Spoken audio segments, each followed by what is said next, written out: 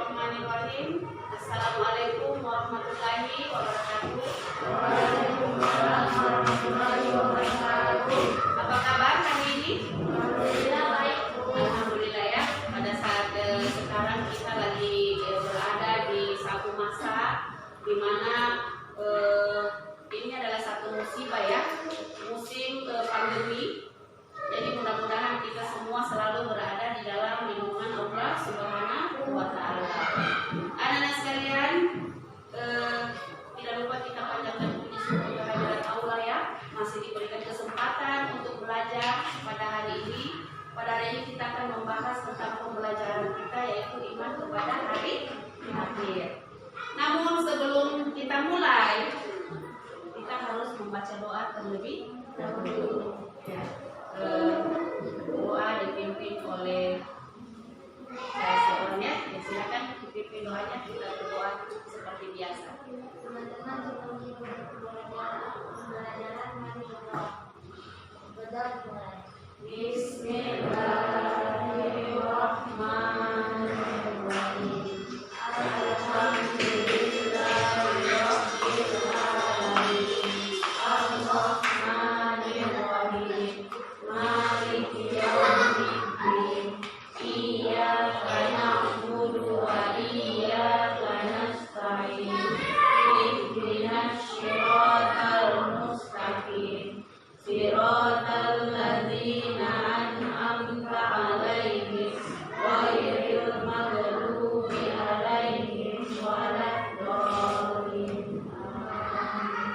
Bismillahirrahmanirrahim.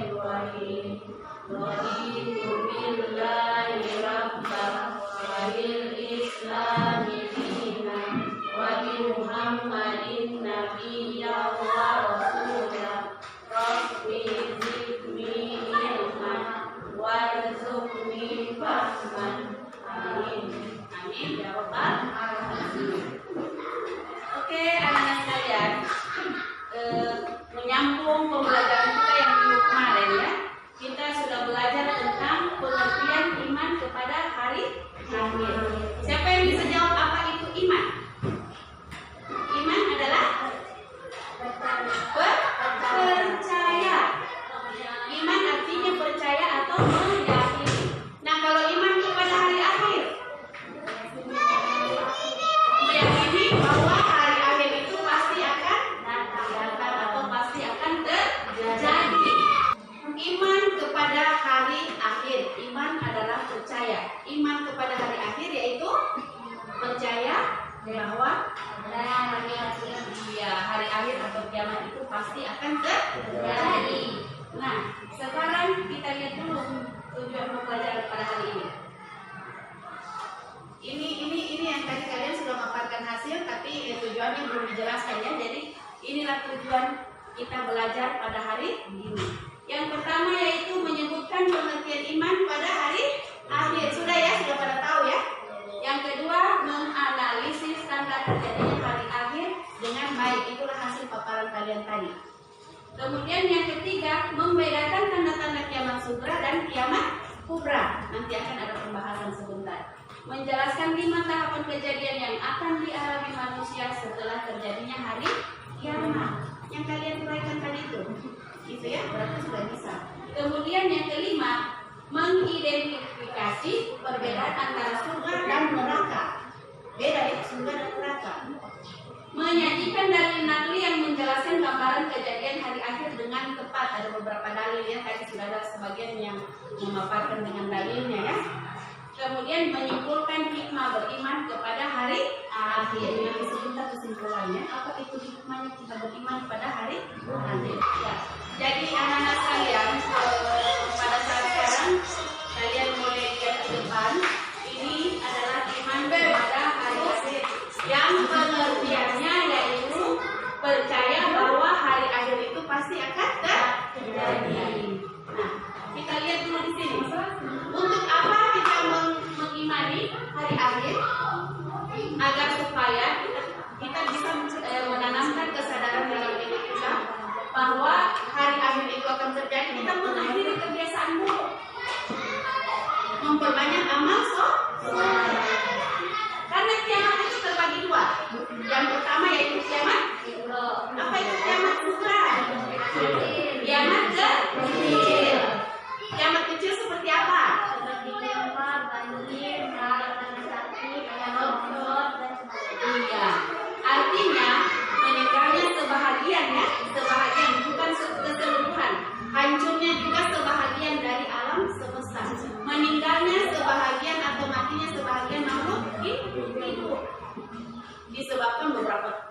beberapa sebab ya, nanti sebentar akan kita bahas. Nah itu adalah kiamat sugra, dan setiap manusia atau makhluk hidup pasti akan mengalami namanya kiamat sugra, yaitu kematian. Nah bekal apa yang akan kita bawa pada saat kita meninggal kelak, mati kelak, yaitu amal soleh. Apakah kita bawa motor, bawa emas, bawa uang? Apa yang kita bawa? Amal soleh. Pada saat kita wafat, kita cuma dibungkus dengan kain kafan. Tidak ada kain kafan itu dibaluti lagi, dikalungi lagi dengan emasnya, dikasih HP-nya yang tercanggih. Menghadap kepada Allah, tidak ada yang nama istilahnya, oh saya sudah bersahabat dengan malaikat munkar dan nakir. Ya kan? Tidak ada seperti itu. Karena dari seluruh anggota, tidak ada istilah KKN lagi seperti di dunia ya. Dari seluruh anggota tubuh kita, pada saat kita menghadap Allah, mulut terkunci. Yang berbicara itu adalah seluruh anggota tubuh. Yang kita pertanggungjawabkan selama kegiatan kita, selama apapun yang kita lakukan di dunia itu adalah anggota tubuh kita. Kaki kita digunakan untuk apa?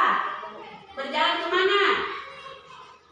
Ke tempat yang baik, misalnya kan? Nah, misalnya ditanya nanti, Nurita, kakinya dipergunakan untuk apa? Intan bilang, oh saya kakinya saya pakai ke masjid. Tapi kaki bilang, bohong itu, mulut yang bicara, tidak ada mulut yang ngomong adalah kaki. Misalnya seperti itu. Kalau misalnya kakinya tidak dipergunakan ke hal yang baik. Mulutnya untuk apa? Saya punya mulut itu pergunakan untuk mengaji, ternyata untuk gosip misalnya. Iya kan? Seperti itu. Jadi yang akan kita bawa ke akhirat itu kita pertanggungjawabkan adalah seluruh amal perbuatan, baik atau buruk. Nah kemudian kiamat kubra. Kiamat kubra ini adalah kiamat besar. Apa itu kiamat besar? Terjadinya kehancuran seluruh alam semesta. Nah, pada saat terjadinya terjadinya kiamat, kita melalui proses kehidupan yang namanya proses kehidupan itu setelah terjadinya kiamat. Pertama alam yaumul barzah, kedua yaumul ma'ad, yang ketiga kemudian surga dan neraka. Baiklah anak-anakku sekalian, sebelum kita bahas selanjutnya ini, ibu mau kalian baca dulu buku yang ada di depannya, buku paketnya ya, sudah ada semua buku paket. Kemudian di dalam buku paket itu kita bentuk kelompok ya, bentuk kelompok yang minggu kemarin ini sudah terbentuk, ada 4 kelompok ya, masih tetap. Oke. Kelompok 1 ini ya, kelompok 2, kelompok 3 dan kelompok 4. Nah, apa yang kamu lakukan? Ini kan ada peta konsep yang sudah ada. Ya, masing-masing kelompok membuat analisa tentang iman pada hari akhir yang ada di peta konsep. Ya, kemarin-kemarin kan kita sudah belajar iman pada hari akhir seperti apa, iman ada berapa ya?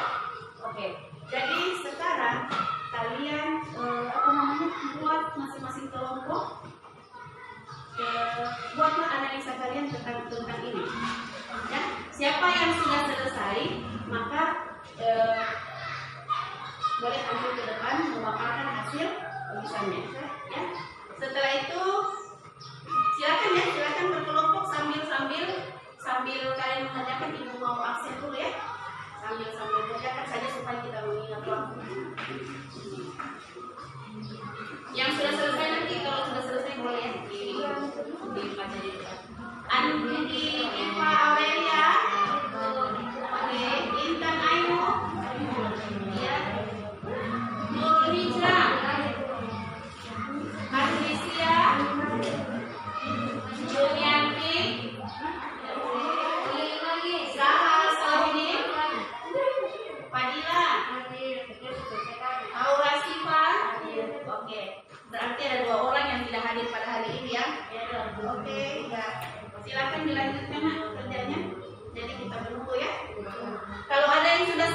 yang mungkin sudah ada coretan-coretannya silahkan angkat tangan tampil ke depan beserta kelompoknya ya.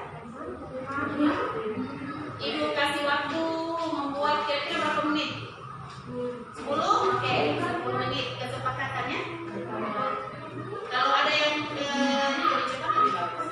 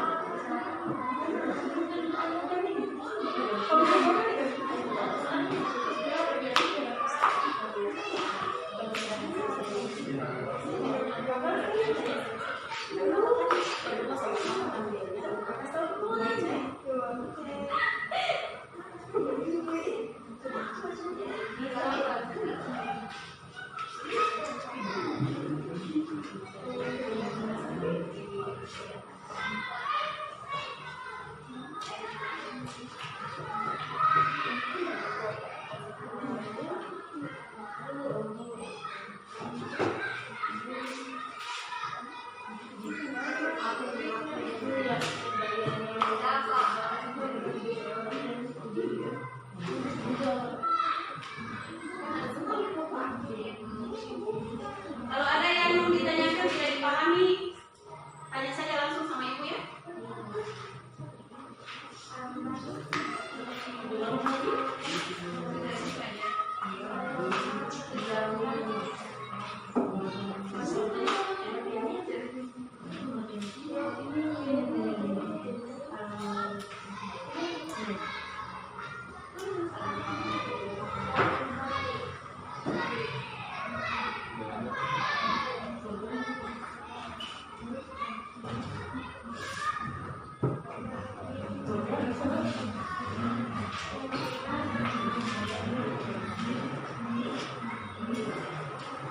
Lanjut ya.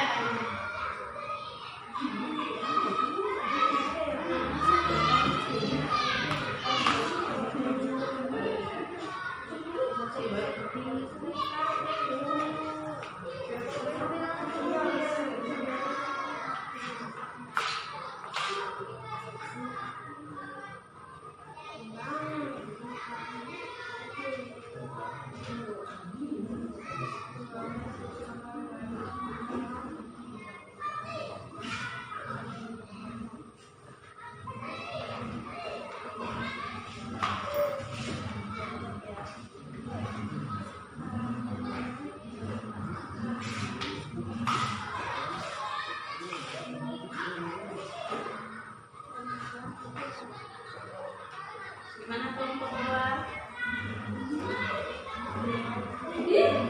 Sudah siap?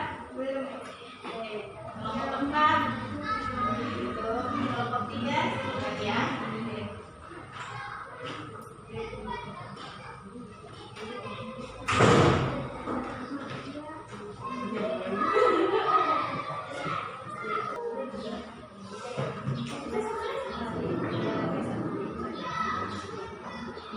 Oke, kita menunggu kelompok 1 lagi ya yang akan menampilkan hasil analisanya tentang iman kepada hari akhir. Nanti kalau tampil ke depan dikasih keras sedikit suaranya ya, supaya yang di belakang juga mendengar. Kalau bisa pada saat tampil maskernya diturunkan saja supaya bisa lebih jelas ini ya. Kita tetap pakai progres.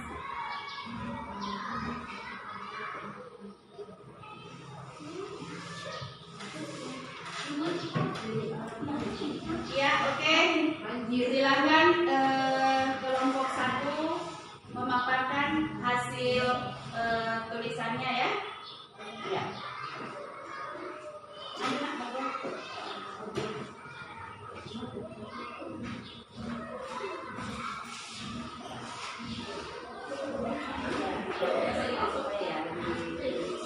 Assalamualaikum warahmatullahi wabarakatuh. Jadi di sini Waalaikumsalam warahmatullahi wabarakatuh. Jadi saya di sini sama teman saya ini membacakan hasil kerja Ya, kami. ya. Silakan. Kiamat Sutra. Kiamat kecil itu artinya kecil. Terjadinya kematian yang menimpa sebagian umat manusia. Contoh-contohnya seperti gempa, banjir, meninggal karena sakit, tanah longsor, dan sebagainya. Kiamat kubra adalah kiamat besar, terjadinya kematian dan kehancuran yang menimpa seluruh alam semesta. Contohnya dunia porak rusak dan hancur.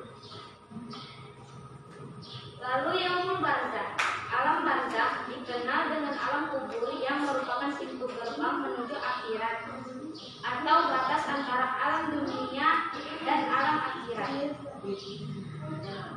Wa anna sa'ata niyatul la raiba fiha wa anna Allaha yab'atsu man fil kubur. Dan sungguh hari kiamat itu pasti datang, tidak ada keraguan padanya. Dan sungguh Allah akan membangkitkan siapapun yang di dalam kubur. Quran surah Al-Hajj. Yaumul Ba'ats, hari dibangkitkannya manusia dari alam kubur atau diarahkan menuju pada masyar. Yaumul Hasyar, hari dikumpulnya seluruh manusia yang telah dibangkitkan dari kuburnya di sebuah padang yang sangat luas bernama padang masyar. Terima kasih. Wassalamualaikum warahmatullahi wabarakatuh. Waalaikumsalam warahmatullahi wabarakatuh. Kita aplaus untuk kelompok 1. Jadi kelompok 1 dan kelompok 2 sudah selesai. Nah, sekarang karena semua tadi sudah membuat analisa masing-masing ya per kelompok, perhatian dulu. Sekarang Ibu mau menjelaskan satu persatu dari yang ada di depan ini, ya. Tadi kan analisa kalian ya, itu hasil catatan kalian.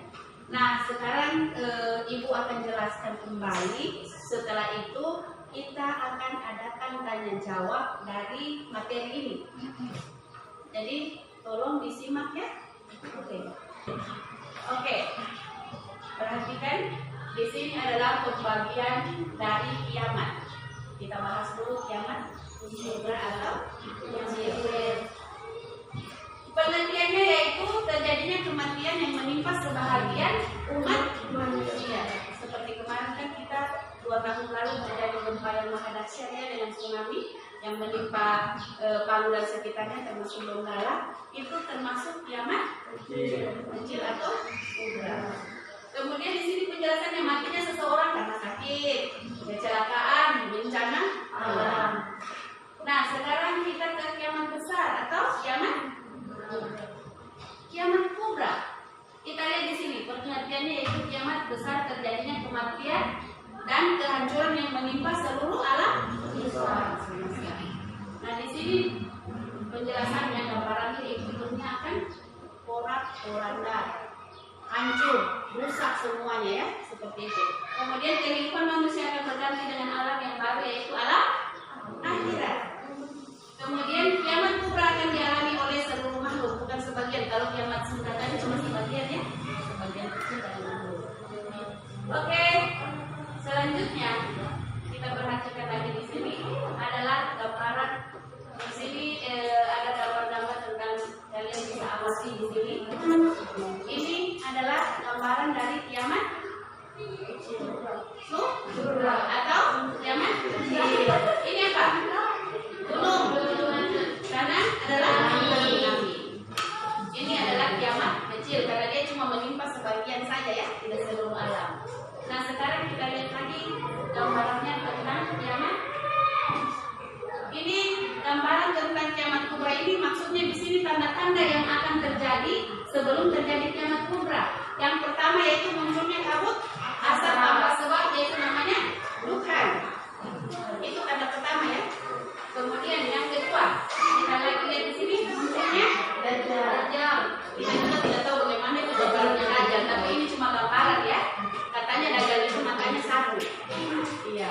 Kemudian selanjutnya yaitu keluarnya Ya'juj dan Ma'juj. Ini adalah gambaran ya. Kemudian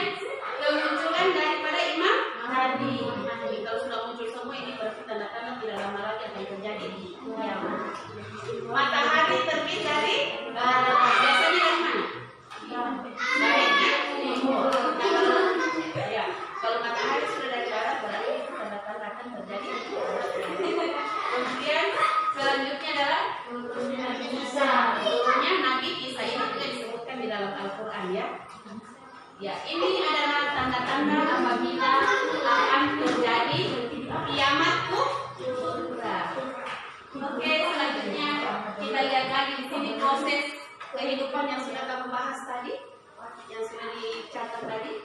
Yang pertama yaitu alam kubur. Alam kubur atau alam barzah. Kan dari sejauh-jauh sebelum kiamat itu manusia yang meninggal, yang wafat pasti akan dikuburkan. Ya, itu namanya mereka semua itu berada di alam penantian, di alam kubur, di alam barzah, menanti akan datangnya hari kiamat itu di alam kubur. Kita kan manusia melalui proses beberapa alam. Yang pertama yaitu alam rahim, ya kan? Alam rahim. Pada saat lahir ke dunia kita berada di alam dunia. Pada saat kita meninggal kita berada di alam kubur atau alam barzah. Nah, pada saat terjadinya kiamat, trompet sangkakala ditiup oleh malaikat siapa? Israfil.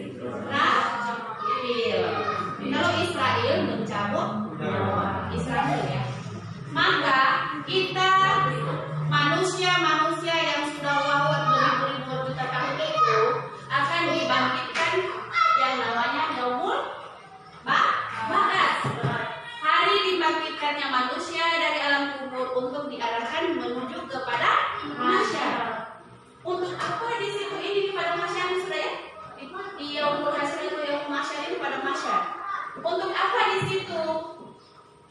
Untuk dilakukan yang namanya yaumul mizan dan yaumul hisab, yaitu seluruh amal perbuatan manusia akan ditimbang, kemudian dihitung, dihisab. Kalau beli gula di kios, beli dulu gula ini 1 kilo, ditimbang dulu baru dihitung 1 kilo, ya kan?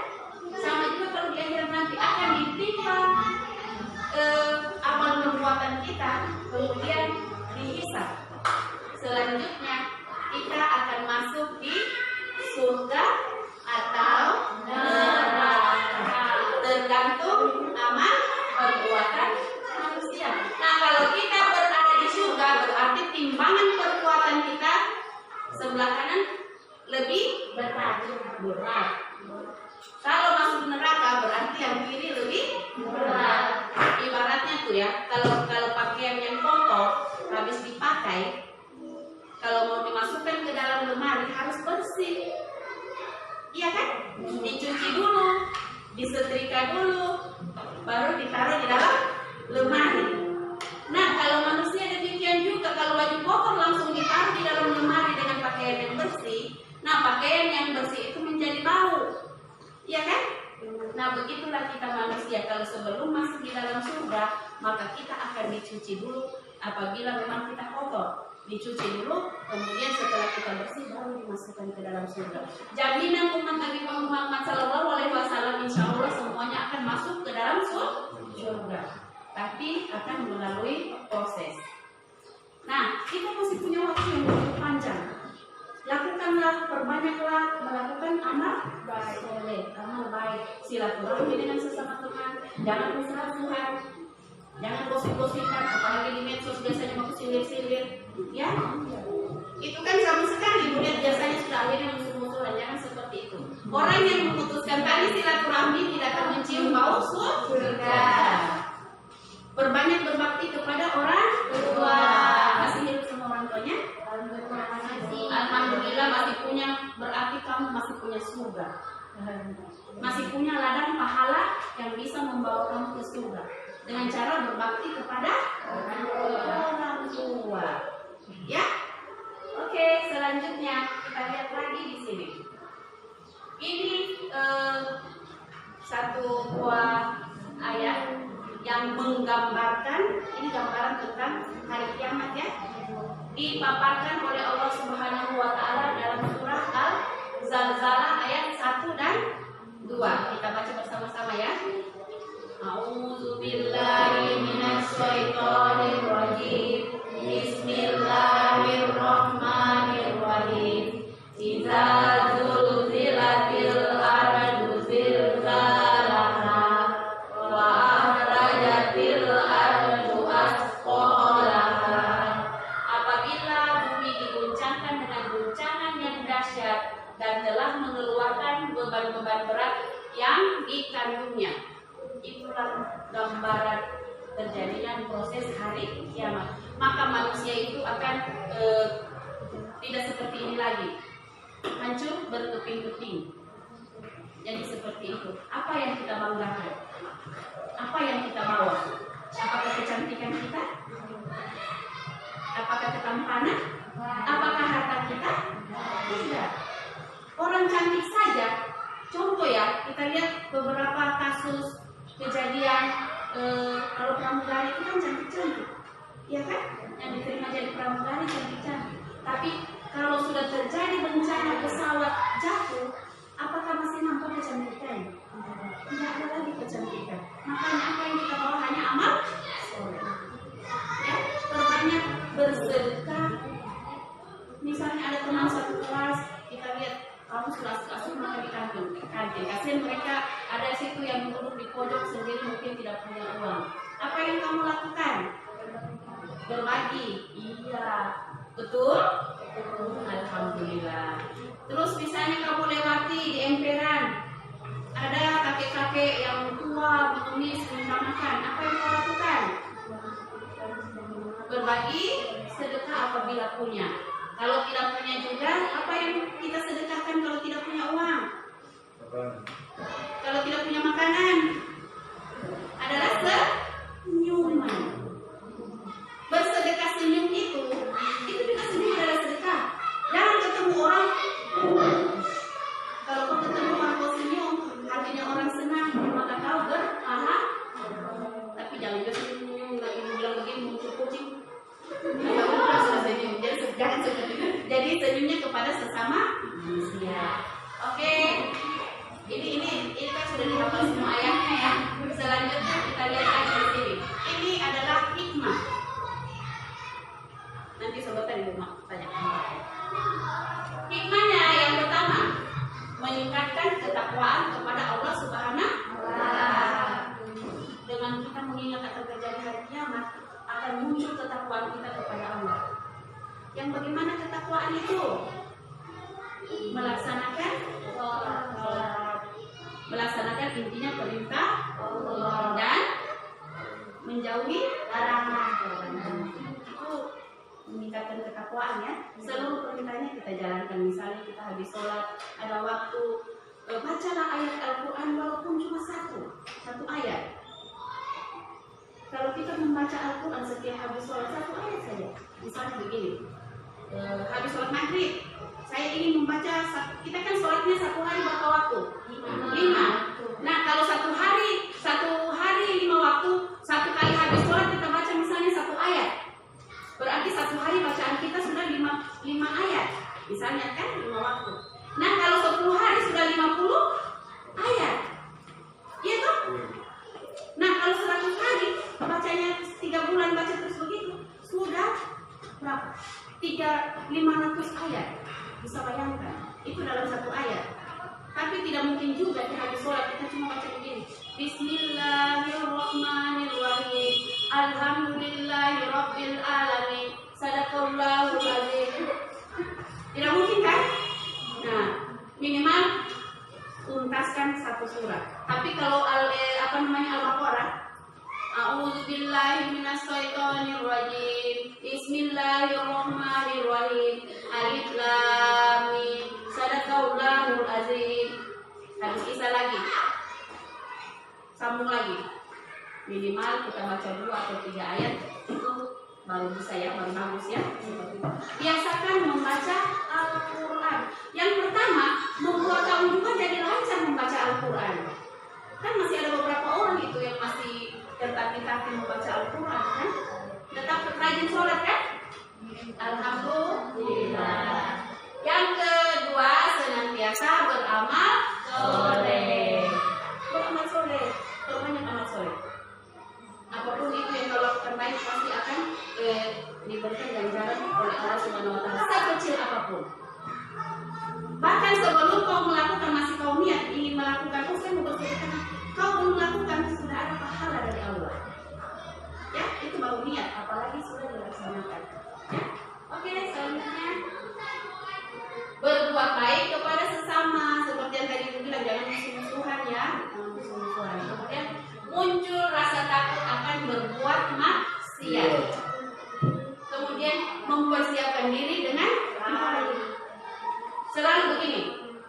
rajinlah kau beramal soleh, seakan-akan matimu besok. Kan tidak ada yang tahu, memangnya ada jaminan seseorang itu akan meninggal dunia nanti umurnya 60 tahun. Banyak kan yang masih kecil, ya kan? Tidak ada jaminan kapan kita akan menghadap kepada Allah. Apa yang kita persiapkan, apa yang kita bawa.